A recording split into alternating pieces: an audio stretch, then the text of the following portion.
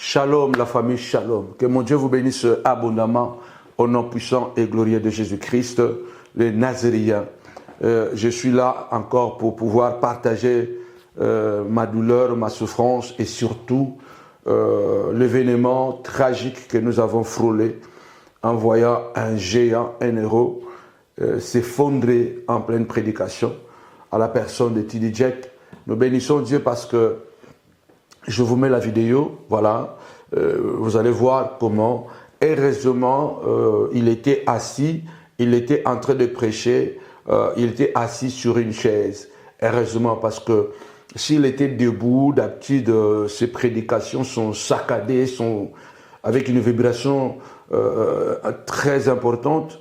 Heureusement, cette fois-ci, il était assis et puis voilà, il a eu cette attaque, on ne sait pas, on n'a pas vraiment bien dit si c'était quoi, est-ce que c'était un risque de AVC, mais gloire à Dieu, à l'instant, l'équipe du protocole était déjà là, l'avait entouré et nous bénissons Dieu parce qu'il y a l'image qui montre qu'il est en train de sortir de l'hôpital. Vous savez, ma tristesse est que aujourd'hui, l'Église est devenue une jungle. Malheureusement, parmi les signes de fin de temps que le Seigneur Jésus avait annoncé, c'était que vers la fin, l'amour du plus grand nombre va disparaître. Vers la fin, l'amour du plus grand nombre va disparaître. L'amour du plus grand nombre va refroidir. Et il y aura la haine, il y aura la jalousie. Le frère livrera son frère à la mort, la sœur sa sœur à la mort. Ça, c'est parmi les signes du temps de la fin que le Seigneur avait annoncé. En tout cas, c'est ce que nous voyons aujourd'hui à l'Église.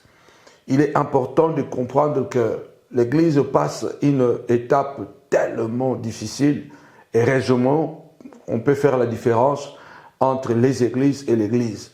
Parce que l'Église au singulier, elle est parfaite, elle est vierge. C'est une Église qui n'a pas de domination. C'est une Église spirituelle, invisible, mais qui est costaude et qui attend le retour de son époux. Cette Église, elle est debout. Ce n'est pas une dénomination, c'est une Église composée de chrétiens, des Indiens, des Chinois, des Américains, des Africains, des Asiatiques. En fait, c'est ça l'Église du Christ, la véritable Église que nous ne voyons pas. Les bâtiments, les dénominations, ce n'est pas cette Église-là. Heureusement, cette Église-là, elle est préservée. Malheureusement, les dénominations, les bâtiments sont devenus vraiment un désastre. Le problème est qu'aujourd'hui, l'amour a disparu. Et quand l'amour disparaît, c'est l'humain, l'humanité qui disparaît. Il y a des gens qui disent, voilà, TD Jakes a eu ce qu'il le méritait. TD Jakes a eu ce qu'il le méritait. Voilà, parce que il y a beaucoup d'affaires louches autour de lui, l'affaire surtout de P. Diddy et tout ça. En tout cas, beaucoup l'accusent entre guillemets de papa et tout ça. Il y a beaucoup de choses autour de TD Jakes. Mais tout ça, en tant que chrétien, quelle serait notre attitude? En tant qu'enfant de Dieu, quelle serait notre attitude? Le vrai problème aujourd'hui est qu'on a des gens, des chrétiens, et qui sont, en fait, même pas des chauves-souris, en fait. Vous ne pouvez pas les comprendre parce qu'ils sont capables d'aller aux deux extrêmes. Les choses qu'ils font, le mal qu'ils font, ils le condamnent aussi. Vous allez voir des impudiques qui condamnent l'impudicité et après qui appuient encore l'impudicité. Et ceux qui prêchent la sanctification et après qui prêchent encore la sodomie. Et en fait, c'est un monde, et l'Église aujourd'hui est devenue vraiment malade. Je voudrais, avant de pouvoir entrer dans la profondeur de ma réflexion, encourager quelqu'un, confie-toi à l'Éternel. L'humain est dangereux. S'il y a quelqu'un qu'il faut craindre, c'est l'homme. Parce que je le dis, dans Genèse 6, la Bible dit, Dieu a regretté d'avoir créé l'homme. Imaginez-vous Dieu, souverain, divin, qui ne peut pas faire des erreurs. La Bible dit que Dieu regretta d'avoir créé l'homme. Nous devons faire très attention avec les amis, nous devons faire très attention avec l'homme en général, très attention avec l'entourage. Nous sommes dans une génération où l'humanisme a disparu. Et comme je dis souvent, faites attention aux hommes spirituels. C'est là qu'ils disent que moi c'est l'esprit, je n'ai pas la chair. Attention, il est important de comprendre que l'homme est très dangereux. Et malheureusement, Satan est entré dans l'église. Confie-toi à l'Éternel de tout ton cœur. Reconnais-le dans toutes tes voies et l'Éternel aplanira tes sentiers. Heureux l'homme qui se confie à l'Éternel et maudit soit l'homme qui se confie à l'homme. Avant de pouvoir entrer dans la profondeur de mon exhortation sur la personne de T.D. Jakes, je voudrais vous rappeler que nous sommes la montagne de la prière ministries.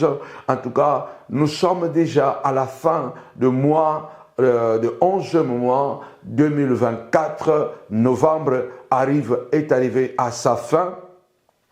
Et puis, nous allons débuter le mois de décembre, qui est le dernier mois de l'année. Dieu a fait des grandes choses durant toute cette année 2024. C'était l'année de repousser les limites et nous avons repoussé les limites. Nous croyons que Dieu a fait des choses extraordinaires avec nous. Il nous a assistés dans tout ce que nous avons fait. Nous sommes à Noisy-le-Grand, à Novotel, bien-aimés dans le Seigneur, à Novotel de Noisy-le-Grand. Nos programmes tous les dimanches à partir de 10h et puis nous avons le culte hebdomadaire de gloire de l'édification. Et puisque c'est un hôtel 4 étoiles, donc il y a de temps en temps, on a des programmes que nous vous donnons. Par exemple, on avait un puissant programme REF. Et là, tout de suite, là, je crois que d'ici la semaine prochaine déjà, nous allons vous donner tout le programme de l'année prochaine. Nous voulons aussi rassurer que nous allons commencer un puissant jeûne de 30 jours à partir du 2 décembre jusqu'au 31 décembre où nous aurons la nuit des exploits.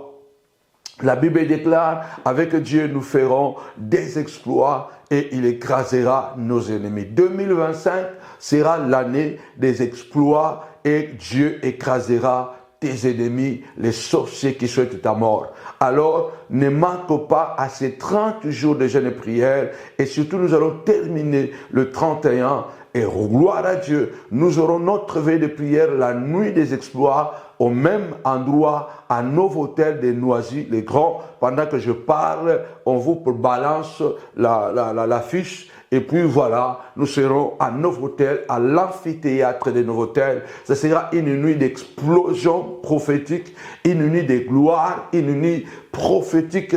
Pendant ces 30 jours, nous allons jeûner un jeûne et prière végétarien. Jeûne et prière végétarien pendant 30 jours. Nous allons nous désintoxiquer parce que pendant 30 jours, nous n'allons ni manger ni la viande, ni les kwanga, ni les foufous, ni la pâte.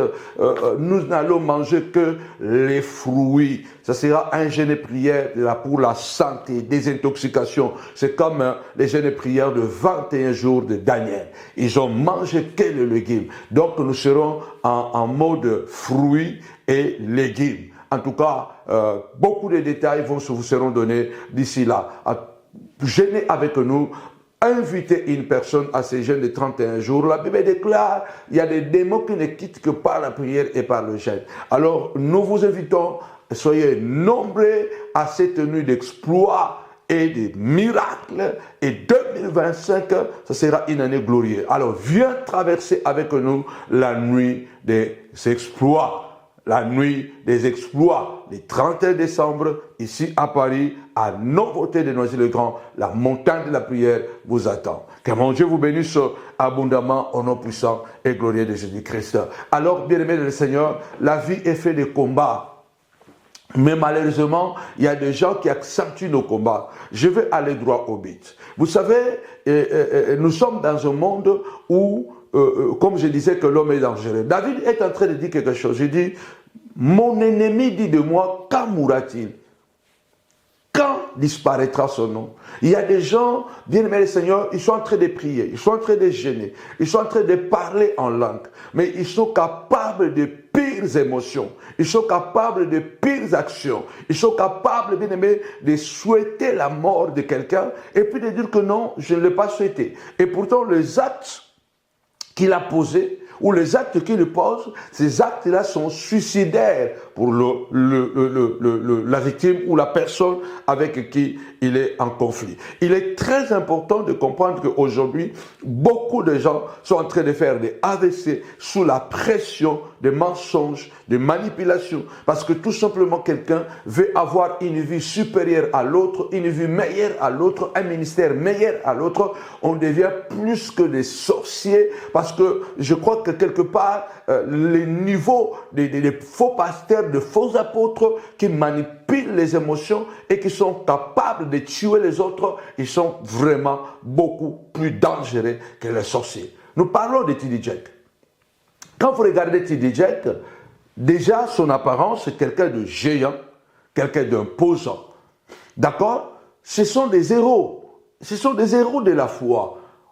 T.D. Jakes, c'est quelqu'un qu'on dit que voilà, c'est le prédicateur du XXIe siècle, c'est le meilleur, c'est parmi, voilà, si c'est pas parmi, c'est le meilleur. Il a tellement impacté le monde avec ses sermons très profonds. Moi, je crois que c'est le rare prédicateur que j'écoute et que je peux écrire.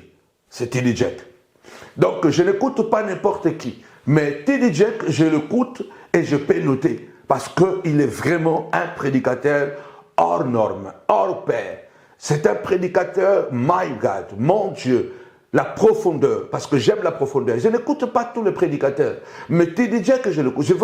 C'est l'un des rares prédicateurs que j'écoute et je dis, j'écris. Tout et chacun de nous a ses défauts, même si je dis que tout le monde n'a pas les mêmes défauts. Mais nous avons parmi nous des caïens, des chrétiens sorciers, capables de souhaiter la mort des gens, capables même de vouloir la chute, non pas la chute, mais la mort. Et je suis en train de dire ça pendant beaucoup de temps aujourd'hui, qu'on a des chrétiens qui insultent aujourd'hui les morts. Il y a des gens qui disent que T.D. Jakes a eu ce qu'il méritait. Comment tu peux avoir un cœur sorcier? Est-ce que tu es plus saint, plus parfait que T.D. Jakes? Comment tu peux dire que non, il a eu ce qu'il méritait? Dieu l'a frappé. La Bible était claire. Au jour du malheur, un ami devient un frère. Et celui qui souffre a droit à la compassion de son frère, de son ami, même quand il perdrait la foi. Cela veut dire qu'on peut être en conflit, on peut avoir des problèmes, mais dès que tu es en souffrance, ce problème est annulé à cause de la souffrance. Mais aujourd'hui, au fait, je ne sais pas, la Bible va plus loin. Il dit que celui qui souffre a droit à la compassion de son frère, même quand il renoncerait à la foi, même quand il deviendrait païen, mais parce qu'il est malade, parce qu'il est tombé, parce qu'il est en souffrance, il a droit à la compassion. On a des gens qui veulent confirmer, moi j'ai déjà dit ça, qu'il allait mourir, moi j'avais déjà vu la mort. Au fait, aujourd'hui, il y a des gens qui jubilent parce qu'il avait soit déjà prophétisé la mort, soit déjà prophétisé la mort de quelqu'un, et cette personne est morte, il dit voilà moi, j'ai prophétisé la mort, et la mort est arrivée. Je suis vraiment triste de voir que l'église d'aujourd'hui est conduite par non, je ne sais pas, il n'y a même pas de mots. Je vais aller rapidement, vous allez voir ici, je ne vais pas lire, 2 Samuel chapitre 1, verset 19, jusqu'au verset 22. On peut dire vraiment 1 Samuel 22, c'est l'histoire de David qu'il pleure Saoul. J'ai intitulé ici comment les héros sont-ils tombés? Comment les armes sont perdues? David est en train d'écouter un message comme quoi Saoul est mort et Jonathan, son ami aussi, est mort. Jonathan, le fils de Saoul. Ces jours-là, Saoul est mort avec ses enfants. Nous connaissons l'histoire de Saoul et David. Comment Saoul a persécuté, a voulu à tout prix tuer David pour l'empêcher d'accéder à la royauté. Je voulais dire à quelqu'un, laissez les ennemis vous combattre. Laissez les ennemis pour empoisonner votre vie à travers le mensonge, à travers la manipulation, à travers le colportage. Mais lorsque vous avez un mandat de la part du Seigneur, personne ne peut vous empêcher d'accéder à la destinée que Dieu vous a prédestinée, parce que tant que vous travaillerez comme David, votre destinée sera assurée. Aucun Saoul, personne ne peut vous arrêter d'atteindre les objectifs que Dieu s'est fixés avec vous. David, lorsqu'il apprend la mort de Saoul, au lieu d'être content, de dire « Waouh, mon adversaire est mort », David avait dit à Saoul, « Du méchant vient la méchanceté. L'Éternel me vengera de toi. À plusieurs fois tu as cherché de me tuer. L'Éternel me vengera de toi. Du méchant vient la méchanceté. L'Éternel. » David avait fait cette prière, mais lorsqu'il apprend que Saoul est mort, David est effondré. La personne qui a amené la nouvelle comme quoi Saoul est mort, en disant même que celui qui l'a tué, David l'a tué. On ne se réjouit jamais du malheur de quelqu'un. On ne jubile jamais de la souffrance de quelqu'un. David est en train de dire, mais comment les héros sont tombés? Comment les armes sont-ils perdues? David dit quelque chose d'important. Ne les dites pas de peur que les ennemis se réjouissent. La chute des héros et la perte des âmes. David est en train de dire que ne dites pas que Saoul est mort chez le païen. Ne dites pas qu'il est mort. Ne le dites pas, ne l'annoncez pas, parce que les ennemis seront contents. Et si Saoul est mort dans des conditions honteuses, c'est Israël. C'est parce que Saoul, d'une manière ou d'une autre, il était le roi d'Israël, le premier souverain d'Israël. Dieu l'avait écarté. Dieu l'avait écarté du trône. Dieu avait renoncé à Saoul. Dieu l'avait mis à l'écart. Mais David n'a jamais fait un coup d'état à Saoul. Et lorsqu'il apprend que la personne qui voulait le tuer est morte, David est effondré. C'est ça l'image. Comment aujourd'hui les chrétiens peuvent être contents d'apprendre que non, son frère est tombé malade, il est content. Je vous l'avais dit. D'apprendre que non, son frère, le ministère est tombé, il est content. Je vous l'avais dit, Dieu n'est plus avec lui. En fait, aujourd'hui, ce ne sont pas des prophéties, ce sont des prédications ou des prédictions de malheur. Ce sont des prédictions de malheur. Oui, les héros peuvent tomber.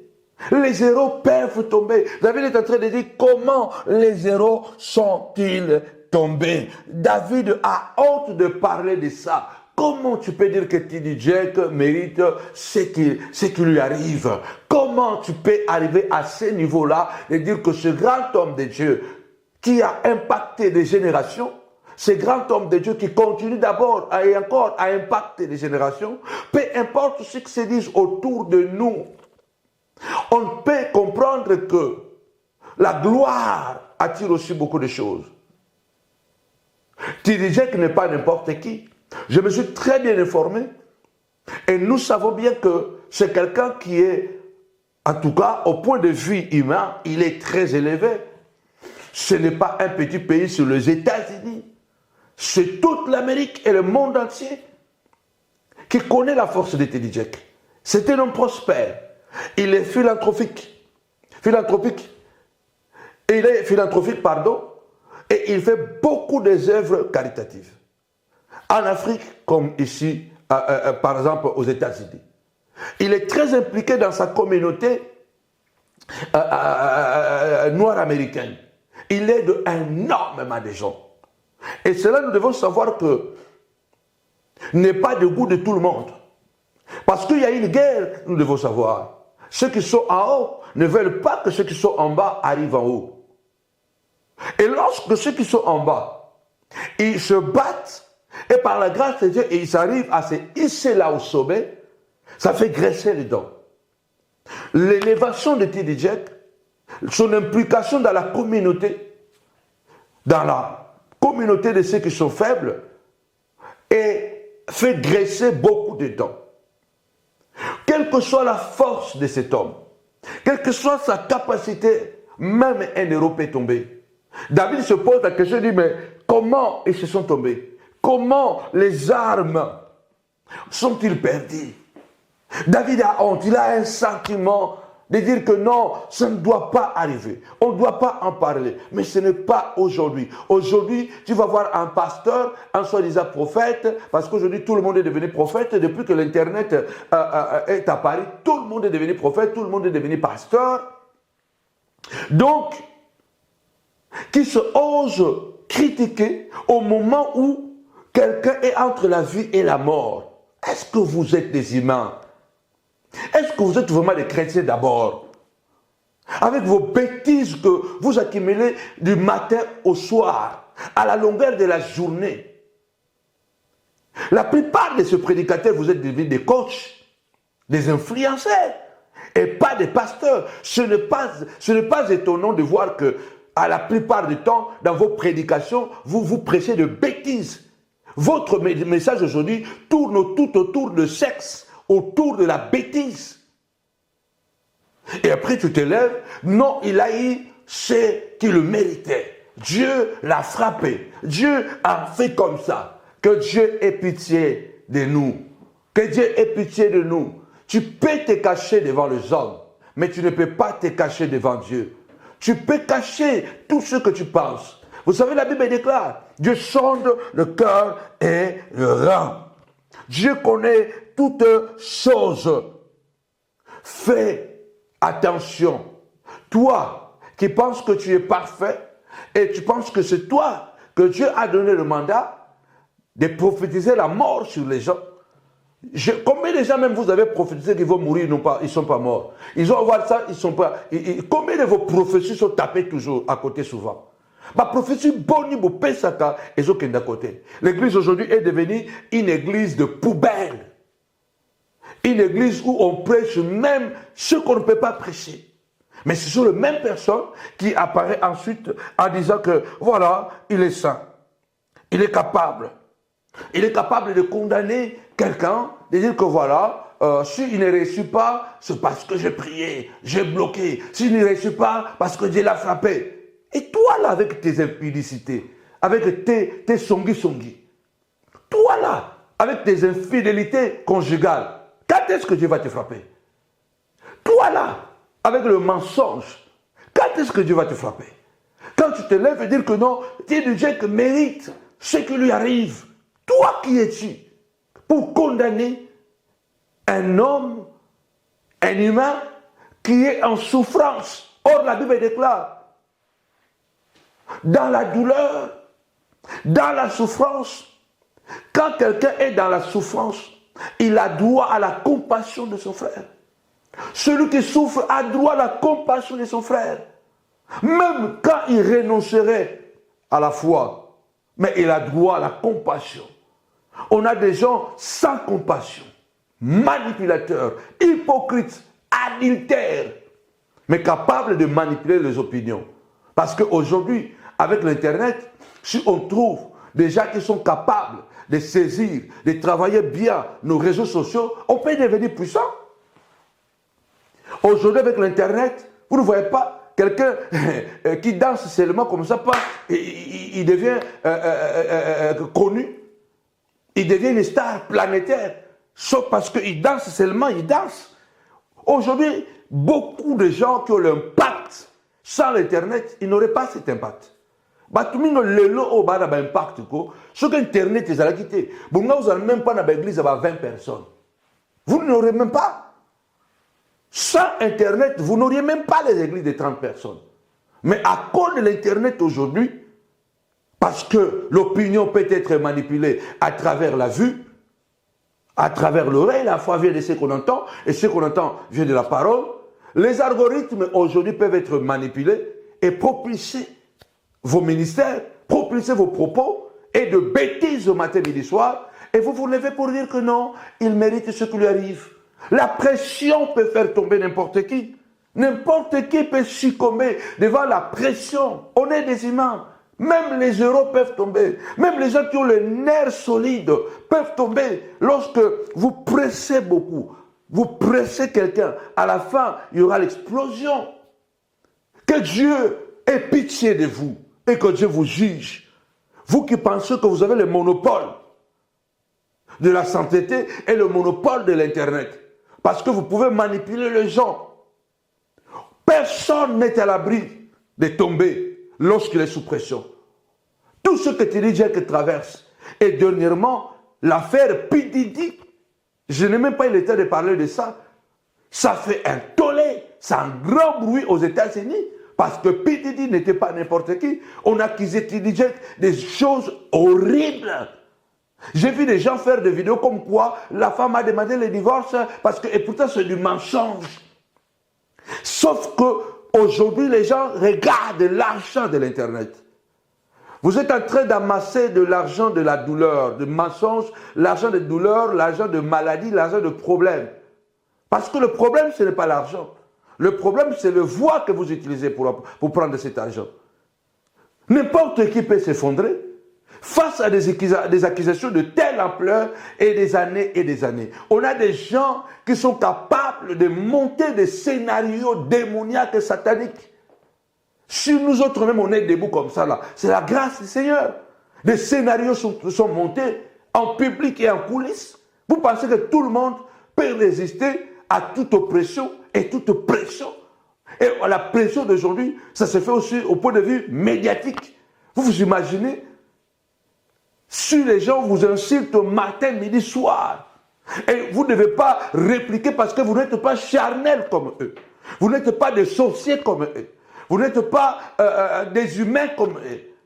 Parce que nous autres là, on est humains. On ne peut pas répliquer comme tout le monde. On ne peut pas insulter comme tout le monde. On ne peut pas inventer des mensonges comme tout le monde. Mais vous inventez des mensonges. Vous êtes impudique. Vous prêchez contre l'impudicité. Vous êtes manipulateur, vous prêchez contre manipulation. Vous êtes haineux, vous prêchez contre la haine. Donc, vous avez compris comment les algorithmes fonctionnent. Mais, devant Dieu, chacun de nous se présentera devant ce tribunal. Je prie que Dieu fortifie TD Jakes. Beaucoup d'années de vie. Que Dieu puisse relever ce géant. Lui donner la force et la vigueur du buffle. La Bible déclare, même les adolescents peuvent se fatiguer. Mais ceux qui se confient à l'Éternel renouvellent leur force. Que Dieu renouvelle la force de TD Jakes. Nous parlons de TD Jakes, mais combien de TD Jakes sont en train même de mourir parce qu'ils ne sont pas des TD Jakes, mais ce sont des géants. Parce que j'en parlerai. Les géants ne sont pas seulement les géants de la taille ou les géants de la fortune. Être géant, être un héros ne veut pas dire tout simplement être 3 mètres, avoir des millions. Combien d'héros et de géants sont en train de mourir dans l'anonymat à cause de l'oppression, des mensonges autour d'eux? Salir leur image. Que Dieu vous pardonne et que Dieu vous juge aussi. Longue vie à TD Jakes. Et que Dieu bénisse aussi tous les TD Jakes que nous n'avons pas, que nous ne connaissons pas, mais nous savons qu'il y en a beaucoup de TD Jakes, des hommes de Dieu qui sont objets de mensonges, de railleries, objets de la brutalité, mais que nous ne connaissons pas. Que Dieu fasse grâce. Que mon Dieu vous bénisse abondamment au nom puissant et glorieux de Jésus-Christ. Shalom.